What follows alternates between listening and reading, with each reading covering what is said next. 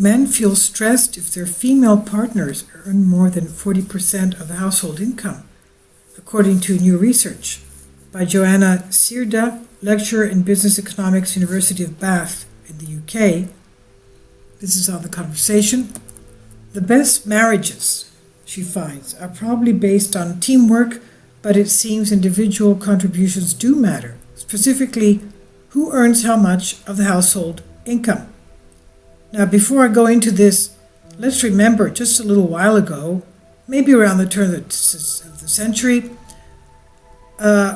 most women, especially in the old country, were bringing a dowry with them when they got married. And that dowry usually was a house.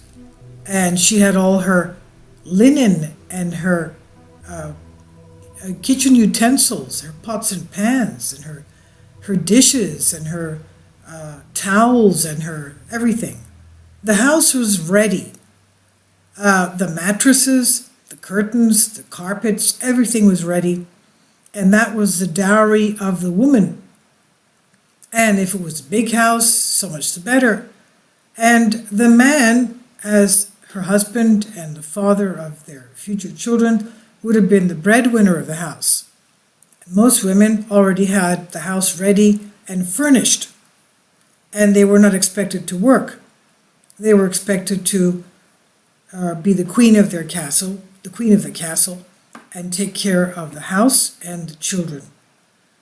But things have changed in this past century, and this is what this modern style of relationship change means for the man, how much stress he would feel if his partner earned more than 40% of the household income. So the research shows that in heterosexual couples, men are happier when both partners contribute financially, but much prefer to be the main breadwinners. With stress levels high when they are sole breadwinners, men appear to be more relaxed when their wives or partners earn anything up to 40% of the household income. But their distress levels increase sharply as their spouse's wages rise beyond that point.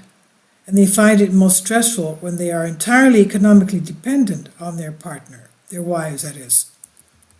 The findings are based on an analysis of over 6,000 married or cohabiting heterosexual couples over the past 15 years.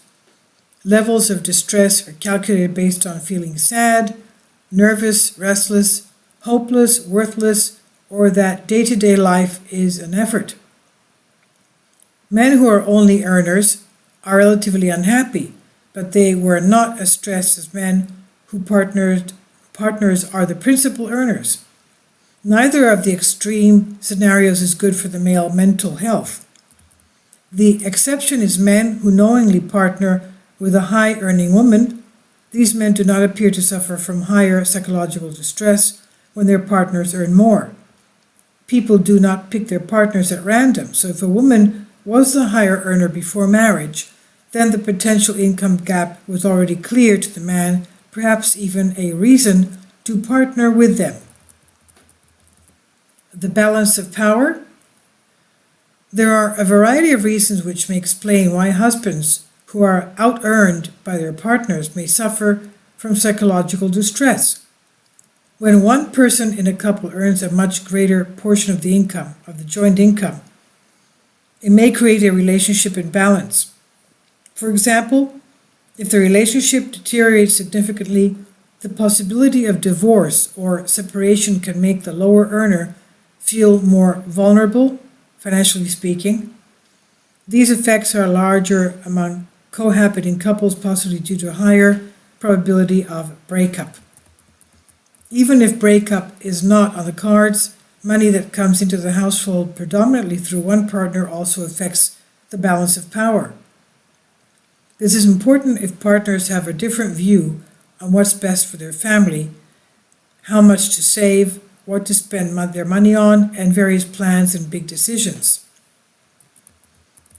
Traditional gender identity norms. Another theory involves the historical effect of society. social, psychological, and cultural norms when it comes to gender roles. The social construct of a male breadwinner has been highly durable in the past. For generations in many cultures, there has been an expectation that men will be the primary income provider in the family, and masculinity is highly linked to fulfilling this expectation. Faced with a change in this outcome, by being out-earned by the partner means men are likely to experience high levels of psychological distress. But the reality is that things are changing. In places like the US, the percentage of wives out-earning their husbands is growing.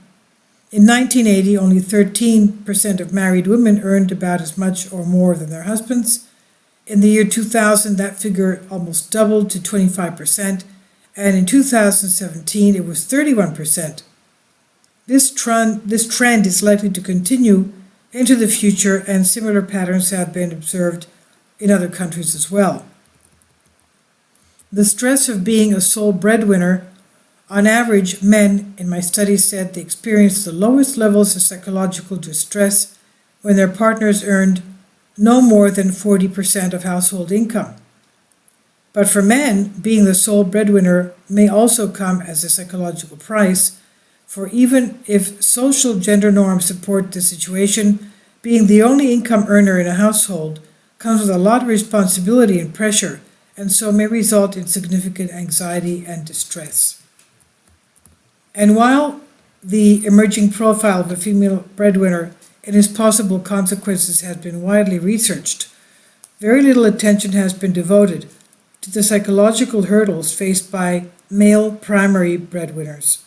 This lack of research is perhaps symptomatic of the strength of the male breadwinner tradition. Health and well-being research is typically devoted to new phenomena rather than widely accepted norms of society. Gender identity norms clearly still induce a widely held aversion to a situation where the wife earns more than her husband. And as the number of women out-earning their male partners grows, the traditional social norm of the male breadwinner may begin to adjust.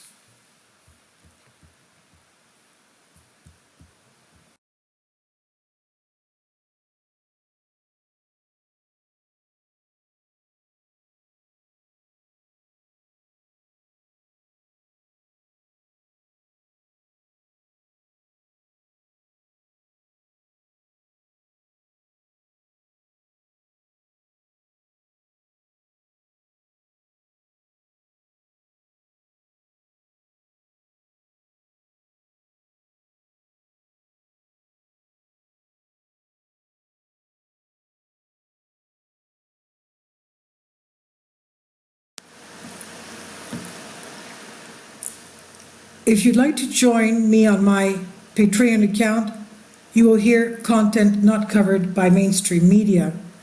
These riveting stories will be based on my research, and I will state my opinions and give my personal insight on diverse and controversial subjects and world events not covered by mainstream media, and not supported by YouTube guidelines. So whatever I have on my Patreon, most of those will not be on my YouTube channel. Please consider becoming a member today. More of the most significant and important videos will be on my Patreon channel. Your support helps me to continue my research and keeps this YouTube channel alive.